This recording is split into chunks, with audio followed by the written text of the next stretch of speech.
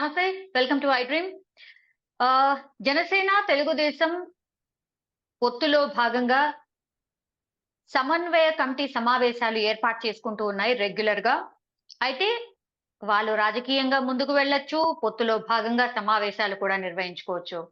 కానీ ఇక్కడ ఏం జరుగుతోంది అంటే సమన్వయ లోపం కనిపిస్తోంది. అక్కడ రచ్చ రచ్చ జరుగుతోంది. ఫైటింగ్ సీన్స్ ఎక్కువగా కనిపిస్తున్నాయి. ఇక మాట్లాడదాం. మనతో పాటు ఉన్నారు వైసీపీ నాయకులు పసుపులేటి సురేష్ గారు. సార్ నమస్తే. నమస్తే మేడం. సార్ వైసీపీ నాయకులు యాక్చువల్లీ నిజంగానే మీకు ఆ పార్టీకి సంబంధించి ఏం జరిగినా గొడవలు జరిగితే మీరు హ్యాపీగానే ఉంటారు. బట్ స్టిల్ సార్ ఎందుకని జనసేన, తెలుగుదేశం పొత్తు ఖరారైపోయిన తర్వాత వాళ్ళు ఇంకా మీకు ధీటుగా ఫైట్ ఇవ్వబోతున్నారు. వాళ్ళదే అధికారం రాబోతోంది అని ప్రచారం చేసుకుంటున్నారు ఇంకోవైపు. అది కాకుండా జనసేన అండ్ తెలుగుదేశం 2 బాగా రచ్చరచ్చగా ఆహ్, పోట్లాడుకుంటున్న సిట్యుయేషన్. ఎందుకనుకుంటున్నారు సార్? ఏం జరిగుంటుంది? మేడం యాక్చువల్‌గా జనసేన పార్టీ మరియు తెలుగుదేశం పార్టీ పొత్తు పెట్టుకున్నారు కరెక్టే. కానీ ఆ పొత్తు ఎలా జరిగిందంటే, కేవలం ఆ పార్టీ అధినాయకులతో మాత్రమే పొత్తు జరిగింది గానీ, కింది స్థాయిలో, క్షేత్రస్థాయిలో కార్యకర్తలతో గానీ, పార్టీకి కష్టపడి పనిచేసినటువంటి నాయకులతో గానీ చర్చించి, వాళ్ళందరి అభిప్రాయం తీసుకొని ఈ పొత్తు జరగలేదు కాబట్టి, ఇప్పుడు ఈ సమన్వయ సమావేశాలు జరుగుతున్నటువంటి క్రమంలో ప్రతి ఒక్క నియోజకవర్గంలో చూస్తున్నాం. ఎక్కడ సమన్వయ సమావేశం జరిగినా అక్కడ హ్మ్. ఉన్నటువంటి స్థానిక నాయకులందరిలో కూడా సమన్వయం లేకుండా ఒకరికి ఒకరు ఈ యొక్క పార్టీ పొత్తుని అంగీకరించలేకపోవడం, వారి మధ్యనే విభేదాలు తలెత్తడం, మీరు నాయకులంటే మీరు, మేమంటే మేము, ఈ నియోజకవర్గంలో పోటీ చేసేది మేమే, మీరు కేవలం పని చేయాలంతే అనేటువంటి భావనతో ఒకరి మధ్యలో ఒకరికి గొడవలు జరుగుతున్నాయి. రీసెంట్‌గా కూడా చూసాం మనం. తిరుపతిలో కూడా జరిగినటువంటి సమావేశంలో ఇక్కడ జనసేన, తెలుగుదేశం మధ్య విభేదాలు తారాస్థాయికి చేరడం జరిగింది. ఒకరి మధ్యలో ఒకరికి సమన్వయ లోపం జరిగింది. పొత్తులనేది కేవలం అధినేతల స్థాయిలోనే జరిగిన పొత్తు ఇది. అందులోనూ అనైతిక పొత్తు. ఎక్కడ కూడా ఆ పార్టీ క్యాడరు ఈ యొక్క పొత్తుని అంగీకరించినటువంటి పరిస్థితి లేదు. తెలుగుదేశం పార్టీ క్యాడర్‌లో ఈ జనసేన పార్టీని కేవలం రాబోయేటువంటి ఎలక్షన్‌లకి ఒక పావుగా వాడుకొని అధికారంలోకి రావాలన్నటువంటి భావన తెలుగుదేశం పార్టీ క్యాడర్‌లో ఉంది గానీ, సార్ కేవలం ఇన్ వీళ్ళు కలుపుకొని జనరల్లీ వెళ్లి పని యాహ్! చేద్దామని లేదు. కరెక్ట్. ఇన్ జనరల్లీ సార్ పొత్తులో ఒకవేళ ఒక 2 పార్టీలకు మధ్య పొత్తు ఉంటే గనక కనీసం ఒక 3, 4 మీటింగ్స్ అవుతాయి. సో థట్ ఆ అధినేతలు చర్చించుకుంటున్నారు అంటే గ్రౌండ్ లెవెల్‌లో గూడా ఒక మెసేజ్ వెళ్తుంది. అంటే జనరల్లీ ఓకే. పొత్తులో భాగంగా ఉండబోతున్నామని. అదేమీ జరగకుండానే చంద్రబాబు అరెస్ట్ కాగానే వెంటనే జైలుకి వెళ్ళడం, తర్వాత పొత్తు అనౌన్స్ చేసేయడం. ఇదంతా చాలా క్విక్‌గా జరిగింది కాబట్టి అందుకే ఈ సమన్వయ లోపం కనిపిస్తోంది అనుకోవచ్చా? పవన్ కళ్యాణ్ గారు దాదాపు 10 సంవత్సరాలైంది మేడం జనసేన పార్టీని పెట్టి. ఆ పార్టీ 10 సంవత్సరాల కాలం ముగించుకునింది. కానీ ఈ 10 సంవత్సరాల కాలంలో పార్టీని ఎక్కడ కూడా సీరియస్‌గా ఆయన బిల్డ్ చేసినటువంటి పరిస్థితి లేదు. అండ్ మోర్ ఓవర్ కార్యకర్తలకి ఆయన ఎప్పుడు విలువ ఇవ్వలేదు. కేవలం ఆయన సొంత నిర్ణయాలకు మాత్రమే విలువిస్తూ పోతున్నాడు. దట్టు తెలుగుదేశం పార్టీ నుంచి మానిటరింగ్ చేయడానికి ముందు జాగ్రత్తగా చంద్రబాబు నాయుడు గారు నాదెండ్ల మనోహర్‌ని ఈ యొక్క జనసేన పార్టీలోకి పంపించడము, తెలుగుదేశం పార్టీకి అనుకూలంగానే పనిచేసేటువంటి విధంగా చంద్రబాబు నాయుడు గారు సక్సెస్ అయ్యారు. కాబట్టే నాదెండ్ల మనోహర్ గారు వచ్చినప్పటి నుంచి జనసేన పార్టీ ఎక్కడ కూడా నిర్మాణాత్మకంగా బలపడినటువంటి దాఖలాలు లేవు. రెండో విషయం మీరు చెప్పినట్టుగా ఏదో చంద్రబాబు నాయుడు గారు అరెస్ట్ అయ్యారు కదా అని చెప్పేసి వెంటనే ఆ రాజమండ్రి సెంట్రల్ జైలుకి వచ్చి పవన్ కళ్యాణ్ గారు ఇక నుంచి 2 పార్టీలు కలిసి పనిచేస్తాయని ఆయన ప్రకటించడం అనేది అది మూర్ఖత్వంగానే తీసుకోవాలి. ఎందుకంటే ఒక పార్టీని స్థాపించినప్పుడు ముఖ్యంగా ఇతర పార్టీల కన్నా సొంత పార్టీ కార్యకర్తలకు గాని, పార్టీ కోసం పనిచేసేటువంటి నాయకులకు గాని విలువ ఇవ్వాలి.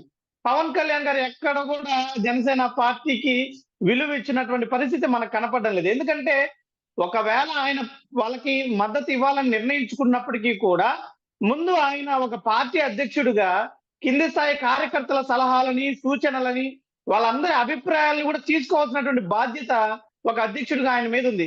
కానీ ఇవేమీ పట్టనట్లు పవన్ కళ్యాణ్ గారు ఒక మూర్ఖత్వంతో ఈరోజు తెలుగుదేశం పార్టీకి మద్దతు ఇచ్చి అందరి యొక్క మనోభావాలను కూడా వాళ్ళ పార్టీ కార్యకర్తల మనోభావాలను కూడా దెబ్బతీశారు. తత్ఫలితంగా ఈరోజు అందరూ కూడా వాళ్ళని హేళన చేస్తున్నారు. జెండా కూలీలుగా మారిపోయారు జనసేన పార్టీ కార్యకర్తలందరూ కూడా అని చెప్పి దానికి అనుగుణంగానే తెలుగుదేశం పార్టీ వాళ్ళందరూ కూడా ఈ జనసేన పార్టీ వాళ్ళందరినీ కూడా అవమానాలు పాలు చేస్తుండడం చాలా అంటే బాధాకరమైనటువంటి అంటే విషయం సార్ ఒక రాజకీయంలో. తెలుగుదేశం క్యాడర్ కలుపుకుపోవట్లేదా? లేదంటే జనసేన క్యాడర్ కలుపుకుపోవట్లేదా సార్? మేడం ముఖ్యంగా ఇందాకే చెప్పాను. తెలుగుదేశం పార్టీకి అధికారంలోకి రావాలనేటువంటి ఆశ ఈ యొక్క దీంట్లో జనసేన పార్టీని ఒక పావుగా వాడుకోవాలని వాళ్ళు సిద్ధంగా ఉన్నారు. అయితే ఎక్కడ కూడా వీళ్ళు అధికారాన్ని పంచడానికైతే సిద్ధంగా లేరు. ఈరోజు చూసాం మనం. మన జగన్మోహన్ రెడ్డి గారు అధికారంలోకి వచ్చాక అన్ని సామాజిక వర్గాలకి అధికారాన్ని పంచిపెట్టడం జరిగింది. బీసీలకైతేనేమి, ఎస్సీలకైతేనేమి, ఎస్టీలకు, మైనారిటీలకు, క్రిస్టియన్లకు ప్రతి ఒక్కరికి కూడా అతను ఒక మహా సంకల్పంతో సాధించినటువంటి అధికారాన్ని, ఆ రాజ్యాధికారాన్ని అందరికీ పంచిపెట్టడం జరిగింది. ఈరోజు తెలుగుదేశం పార్టీ వాళ్ళు రేపు ఎలక్షన్లలో గెలవాలి, అధికారాన్ని చేజిక్కించుకోవాలనేటువంటి సంకల్పంతో ఉన్నారు గానీ, జనసేన పార్టీని కలుపుకోవాలి, మేము సాధించేటువంటి అధికారంలో వీళ్ళకి భాగస్వామ్యం ఇవ్వాలి, వీళ్ళందరినీ కూడా రేపు ప్రభుత్వం ఏర్పడినాక దానిలో భాగస్వామ్యం చేయాలనేది ఎక్కడ కూడా తెలుగుదేశం పార్టీ క్యాడర్ సిద్ధంగా లేదు. అదే విధంగా జనసేన పార్టీకి వచ్చేసరికి ఏమంటే, జనసేన పార్టీలో కష్టపడి పనిచేసిన వాళ్ళకి గుర్తింపు లేదన్నటువంటి ఒక బాధ ఈరోజు స్పష్టంగా కనిపిస్తుంది రాష్ట్ర వ్యాప్తంగా. యాహ్! ఒక చోటనైతే పిఠాపురంలో ఐ థింక్ పిఠాపురంలోనైతే డైరెక్ట్ కామెంట్ జేసుకున్నారట. అంటే జనసేన అధినేతనే 2 చోట్ల పోటీ చేస్తే గెలవలేదు. మీరొచ్చి ఇక్కడ పోటీ చేస్తే ఇంకేం గెలుస్తారు అన్నటువంటి కామెంట్. సో, అవును అధినేతలనే మేడం. క్వెషన్ జరిగింది. చేస్తున్న సిట్యుయేషన్. హ్మ్. అవును. 100% జరిగింది మేడం. ఖచ్చితంగా జనసేన పార్టీని తెలుగుదేశం వాళ్ళు కేవలం అధికారంలోకి రావడానికి ఒక ఫ్యాక్టర్ లాగా ఫీల్ అవుతున్నారే గానీ, ఎక్కడ కూడా వాళ్ళు మిత్ర భావంతో గాని, పొత్తులో ఉన్నాం మనం అనేటువంటి వీటిల్లో గాని ఎక్కడ కూడా వీళ్ళని పరిగణించడం లేదు. కేవలం ఏదో ఒక రీతిలో అధికారంలోకి రావాలి. అంతే తప్ప వీళ్ళకి పొత్తులో మనం పొత్తుకు విలువివ్వాలి. ఇలాంటి సిద్ధాంతాలేవి తెలుగుదేశం పార్టీలో ఎప్పుడూ ఉండవు. చంద్రబాబు నాయుడు గారు ఎప్పటినుంచి మనం మొదట్లో నుంచి తీసుకుంటే కూడా, ఇంతవరకు ఆయన సింగిల్‌గా పోటీలోకి ఏ రోజు ఎళ్ళలేదు. ఏ ఎలక్షన్ వచ్చినా కూడా గెలవడానికి ఆయన ఎవరో ఒకరిని పావుగా వాడుకోవడం, తీరా గెలిచిన తర్వాత వాళ్ళందరినీ కూడా కరివేపాకులాగా తీసి పక్కన పెట్టడమే తప్ప, ఎక్కడ కూడా ఈయన విలువిచ్చేటువంటి పరిస్థితి మనకు కనపడలేదు. అంతెందుకు స్వయంగా పవన్ కళ్యాణ్ గారే అన్నారు. ఏమని? మేము మీకు ఉభయ గోదావరి జిల్లాలో కష్టపడి మీ పార్టీకి పూర్తి స్థాయిలో అన్ని సీట్లు గెలుపొందేలాగా చేస్తే, తిరిగి మీరు మా తల్లిని దూషిస్తారా? మా పార్టీ కార్యకర్తల్ని కొడతారా? మా పార్టీ కార్యకర్తల మీద పోలీస్ కేసులు పెడతారా? అని చెప్పి మాట్లాడినటువంటి వ్యక్తి పవన్ కళ్యాణ్ గారే. వేరొకరెవరు మాట్లాడలేదు. పవన్ కళ్యాణ్ గారే మాట్లాడి, తెలుగుదేశం పార్టీ అవినీతిలో పెచ్చుమీరిపోతుందని చెప్పారు. అంతేగాకుండా నారా లోకేష్ చేసేటువంటి అవినీతి పైనున్నటువంటి ఎన్టీఆర్ ఆత్మగాని చూస్తే క్షోభిస్తుందని చెప్పినటువంటి వ్యక్తి కూడా పవన్ కళ్యాణ్ గారే. కానీ ఆయన ఏ ప్రాతిపదికన ఈరోజు మళ్ళీ తిరిగి తెలుగుదేశం పార్టీకి మద్దతిచ్చి, ఆ పార్టీ కార్యకర్తలందరినీ నమ్మించి కూడా మోసం చేసినటువంటి వ్యక్తి పవన్ కళ్యాణ్. ఎక్కడ కూడా నిజాయితీ లేదు, నీతి లేదు. కేవలం ఎలాగో పోయిన 2019లో ఎమ్మెల్యే కాలేదు. రాబోయే 2024లో అయినా కానీ ఎమ్మెల్యేగా గెలవాలి అనేటువంటి ఒక భావనతోనే పవన్ కళ్యాణ్ ఈ పొత్తుకెళ్ళాడు తప్ప మరొకటి కాదని చెప్పేసి మా ఉద్దేశం. ఇప్పుడు పొత్తు ఖరారైంది. ఏదో ఉమ్మడి మేనిఫెస్టో ఏదో రిలీజ్ చేశారు. సమన్వయ కమిటీ సమావేశాలు అని నిర్వహిస్తున్నారు. ఇంకా అసలు ఎన్ని సీట్లిస్తారు? ఎవరెవరు ఎక్కడ పోటీ చేస్తారు? అనేది కూడా అసలు ఇంకా ఏం కన్ఫర్మే కాలేదు. అప్పుడే ఇంత రచ్చ జరుగుతోంది. సో, అసలు ఈ పార్టీ 2 పొత్తులో భాగంగా పోటీ చేస్తాయా సార్? ఎంతవరకు ఛాన్సెస్ ఉన్నాయి? ముమ్మాటికి ఈ పొత్తు చివరి వరకు కొనసాగుతుందో లేదో కూడా స్పష్టంగా చెప్పలేం మేడం.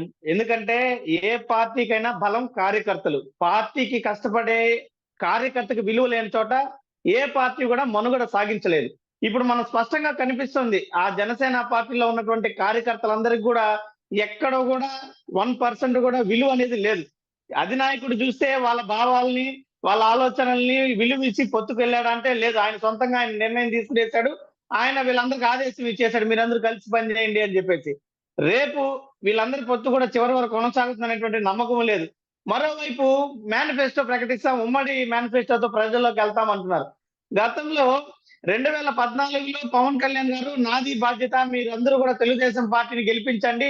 ఏదైనా తప్పు జరిగితే పవన్ కళ్యాణ్‌ని నిలదీసి అడగొచ్చు మీరు అని చెప్పేసి అప్పుడు పవన్ కళ్యాణ్ గారు చెప్పారు. తీరా అప్పుడు తెలుగుదేశం పార్టీ అధికారంలోకి రావడము జరిగింది. ఎక్కడ లేని అవినీతి, ఇసుకలో అవినీతి, మద్యంలో అవినీతి, భూముల కుంభకోణం ఉంది. తీరా ఇప్పుడు చంద్రబాబు నాయుడు గారి పైన ఈ అవినీతి ఆరోపణలతో కేసులు కూడా నమోదయ్యాయి. ఇన్ని అవినీతికి పాల్పడినటువంటి ప్రభుత్వము ఎక్కడైనా పవన్ కళ్యాణ్ గారు దీనికి బాధ్యత వహించారా? వహించకపోగా మళ్ళీ ఆ అవినీతికి మద్దతు ఇస్తూ ఈ రోజు 2024 ఎలక్షన్‌లో కూడా కలిసిపోతున్నారు. ప్రజలు ఏ విధంగా నమ్మాలి వీళ్ళని? గతంలో వీళ్ళు చేసినటువంటి అవినీతి ఏంది? పవన్ కళ్యాణ్ గారు చేసినటువంటి వ్యాఖ్యలేంది? పవన్ కళ్యాణ్ గారు అప్పుడు అడిగినటువంటి విధానంలో ప్రజల దగ్గరికొచ్చి ఆ రోజు అవినీతి చేశారు. ఈ రోజు క్షమించండి అని క్షమాపణలు అడిగి మళ్ళీ ఎలక్షన్‌లోకి వెళ్ళాలాయన. వాస్తవానికైతే వెళ్ళగలుగుతారా? వెళ్ళలేడు.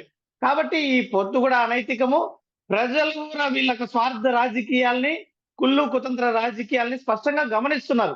కేవలం పవన్ కళ్యాణ్ గారికి ఉన్నటువంటి అహంకార భావం, జగన్మోహన్ రెడ్డి మళ్ళీ తిరిగి ముఖ్యమంత్రి కాకూడదు అనేటువంటి కేవలం ఒకే ఒక పని మీద ఆయన పనిచేస్తున్నాడు తప్ప ప్రజల కోసమో, లేదంటే జనసేన పార్టీ కోసమో ఆయన పని చేయడం లేదు. Yeah! Okay sir. Thank you. Thank you so much.